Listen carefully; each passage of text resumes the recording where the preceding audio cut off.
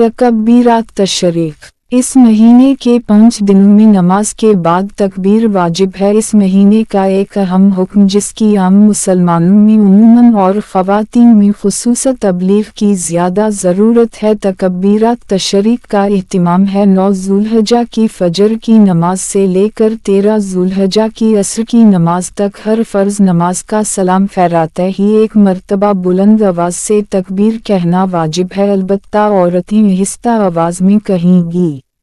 तकबीर तशरीक ये है: अल्लाहु अकबर, अल्लाहु अकबर, अल्लाहु अकबर, ला इलाहा इल्लल्लाहु, वलिल्लाहु अकबर, अल्लाहु अकबर, वलिल्लाहिल हम्दु।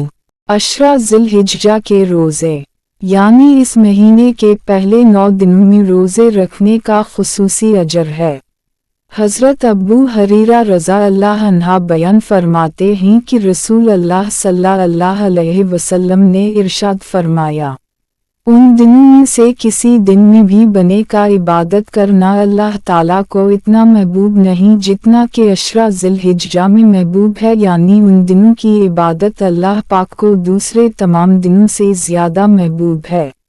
इस अशरा के हर दिन का रोज़ा साल भर के रोज़ों के बराबर है और इसकी हर रात का क़याम शब क़द्र के क़याम के बराबर है।